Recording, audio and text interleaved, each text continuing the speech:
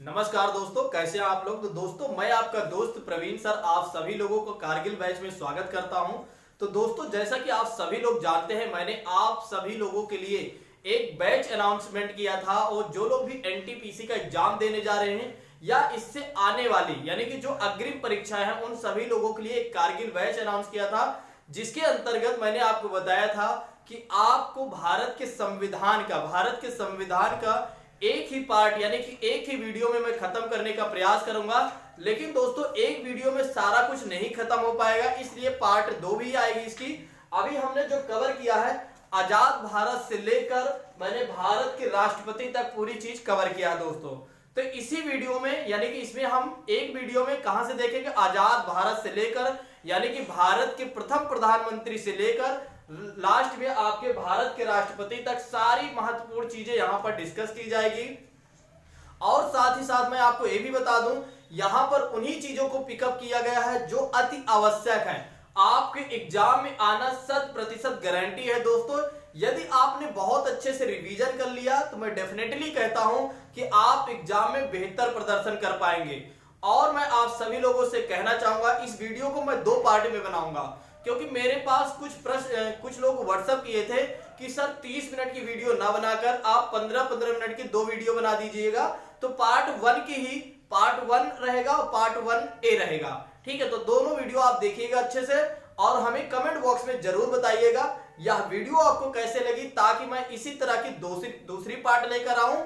और other subject जो आपका अदर सब्जेक्ट जैसे हिस्ट्री हो गया, पॉलिटी हो गया, हिस्ट्री होगा, इकोनॉमी, ज्योग्राफी और जो आपका साइंस वाला पार्ट है, ठीक है, इसी तरह मैं लेकर आऊं। आप लोग कमेंट बॉक्स में जरूर बताइएगा दोस्तों।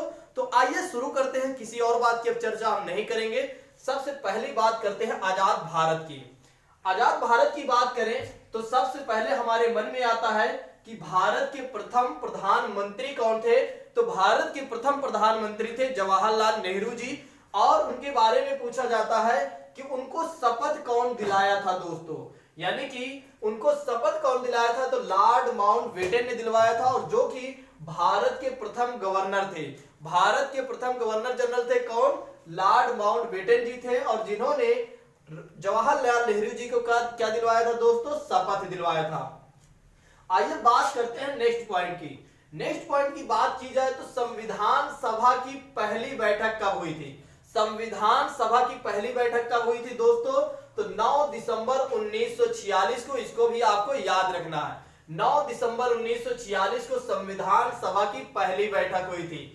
उसके बाद एक प्रश्न और भी पूछा जाता है, यानी कि नेक्स्ट बात की जाए, उद्देश्य प्रस्ताव किसके द्वारा लाया गया था और कब लाया गया था। तो उद्देश्य प्रस्ताव भारत के प्रथम प्रधानमंत्री जवाहरलाल नेहरू जी द्वारा लाया गया था। और कब लाया गया था दोस्तों, 13 दिसंबर 1946 को। कब लाया गया था, 13 दिसंबर 1946 को उद्देश्य प्रस्ताव लाया गया था दोस्तों। उसके बाद नेक्स्ट बात करते हैं, राष्ट्रीय ध्वज को अपनाया गया। राष्ट्रीय ध्वज को कब अपनाया गया था दोस्तों, तो राष्ट्रीय ध्वज को अपनाया गया था 22 जुलाई 1947। 22 जुलाई 1947, 22 जुलाई 1947 को राष्ट्रीय ध्वज अपनाया गया था दोस्तों। उसके बाद नेक्स्ट बात करते हैं, नेक्स्ट जो डेट है बहुत ही महत्वपूर्ण है, इसको आप याद रखिएगा कि राष्ट्रीय गान और राष्ट्रीय गीत कब अपनाया गया था।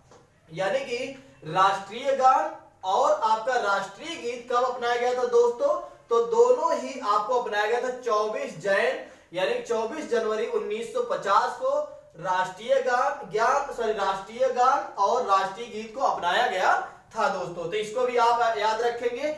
आइए बात करते हैं अगली कड़ी की। अगली कड़ी में कहा जा रहा है संविधान सभा की अंतिम बैठक कब हुई थी दोस्तों, तो संविधान सभा की अंतिम बैठक हुई थी आपकी 24 जनवरी 1950 को। 24 जनवरी 1950 को संविधान सभा की अंतिम बैठक हुई थी। और 26 जनवरी 1950 को हमारा संविधान लागू हो गया था, जिसे हम बोलते हैं गणतंत्र दिवस बोलते हैं। गणतंत्र दिवस के रूप में 26 जनवरी को मनाते हैं दोस्तों। आइए बात करते हैं 26 नवंबर 1949 के अनुसार। 26 नवंबर 1949 के अनुसार भारत में कुल कितने अनुच्छेद थे और कुल कितनी अनुसूचियां थी। तो ये भी हमारे एग्जाम में पूछा जाता है दोस्तों कि 1949 के अनुसार 26 नवंबर 1949 के अनुसार भारत में कुल कितने अनुच्छेद थे और कितनी अनुसूचियां थी दोस्तों? तो 395 अनुच्छेद थे, 8 अनुसूचियां थी, जो आगे चलकर क्या हुआ, 395 अनुच्छेद और 12 अनुसूचियां हो गई दोस्तों। आइए बात करते हैं अगली कड़ी की। अगली कड़ी में कहा जा रहा है पूर्ण स्वराज दिवस मनाया गया था। पूर्ण स्वराज दिवस कब मनाया गया था और कैसे मनाया गया था दोस्तों? तो राष्ट्रीय लाहौर अधिवेशन यानी कि राष्ट्रीय कांग्रेस लाहौर अधिवेशन में पारित के आधार पर मनाया गया था पूर्ण स्वराज दिवस, दिसंबर 1929 को। कब मनाया गया था? दिसंबर 1929 को मनाया गया था। क्या मनाया गया था दोस्तों? पूर्ण स्वराज दिवस मनाया गया था। आइए बात करते हैं अगली कड़ी की। अगली कड़ी में कहा जा रहा है कि 42वां संविधान संशोधन 1976 को क्या कहा जाता है? मिनी कॉन्स्टिट्यूशन कहा जाता है। मिनी कॉन्स्टिट्यूशन से तात्पर्य हो जाएगा भारत का छोटा संविधान किसे कहा जाता है? 42वां संविधान संशोधन अधिनियम 1976 को, जिसके अंतर्गत प्रस्तावना में 3 शब्द जोड़े गए थे दोस्तों। वे 3 शब्द कौन कौन से हैं? समाजवादी, पंथ निरपेक्ष और अखंडता। तो आप चाहो तो इसको फॉर्मूला से याद कर सकते हो, SPA। मैंने हर एक वर्ड के पहले अक्षर को पिकअप किया है। S मतलब हो जाएगा समाजवादी, P मतलब हो जाएगा पंथ निरपेक्ष, A मतलब हो जाएगा अखंडता दोस्तों। तो 42वें संविधान संशोधन अधिनियम 1976 को क्या बोला जाता है? मिनी कॉन्स्टिट्यूशन बोला जाता है, जिसके अंतर्गत संविधान के प्रस्तावना में 3 शब्द जोड़ा गया था, समाजवादी, पंथ निरपेक्ष और अखंडता दोस्तों। आइए बात कर लेते हैं कुछ भागों के बारे में। आप जानते हैं कि हमारे संविधान में 395 अनुच्छेद, 22 पार्ट यानी 22 भाग और 12 अनुसूचियां निहित है दोस्तों।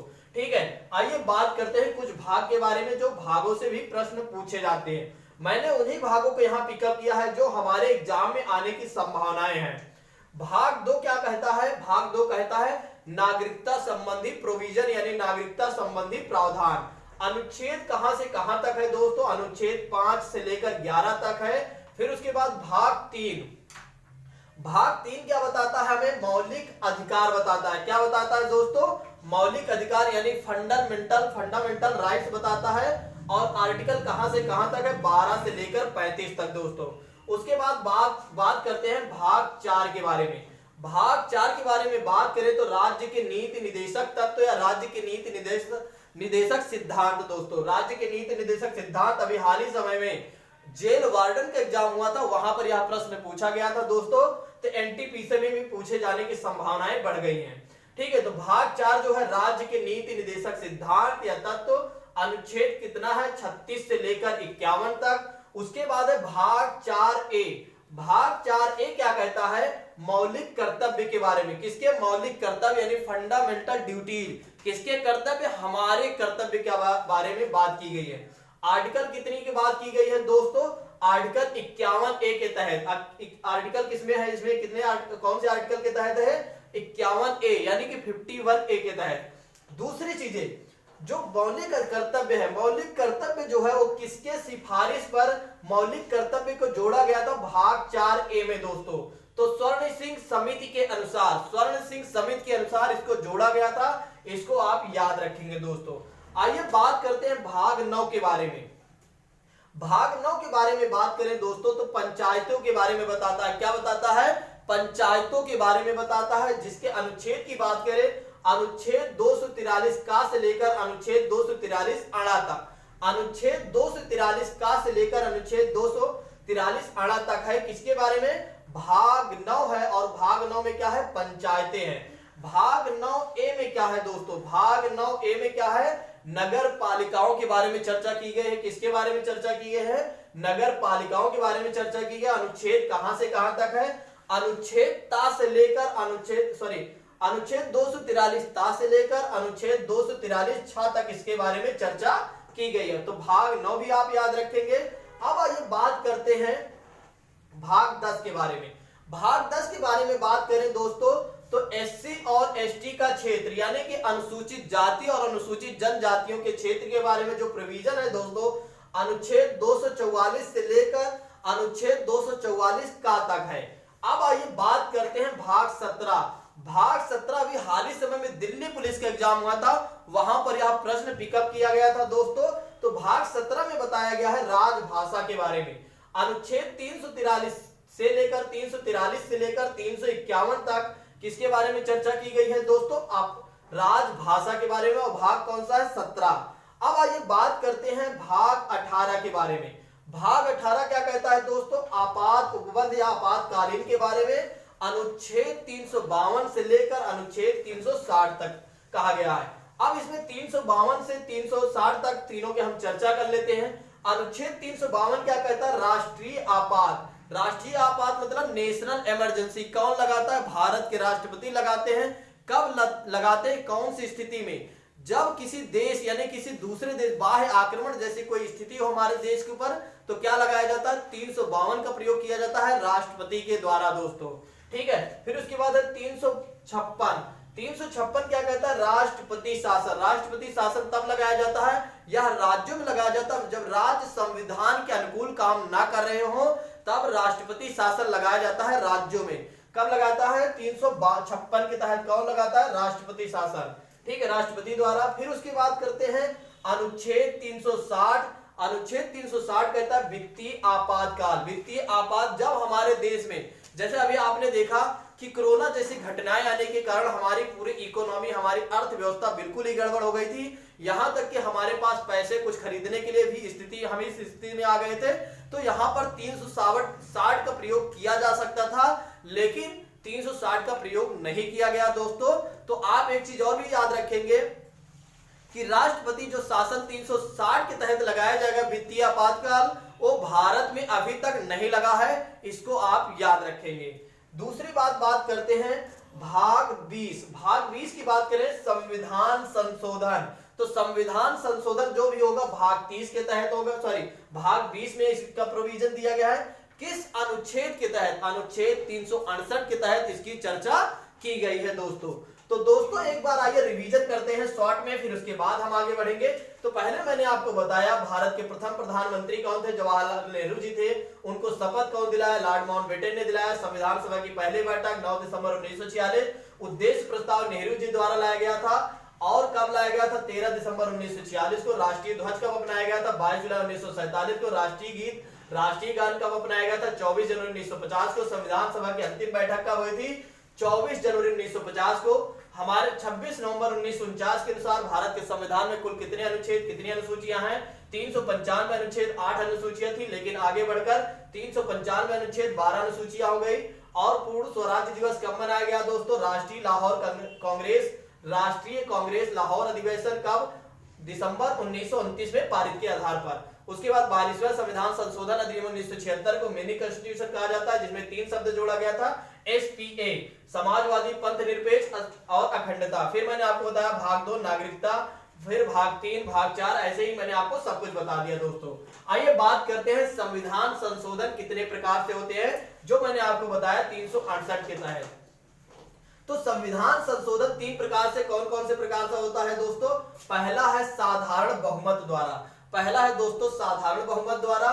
दूसरा होता है संविधान संशोधन विशेष बहुमत के द्वारा। और तीसरा आपका होता है विशेष बहुमत और राज्यों के अनुसमर्थन के द्वारा।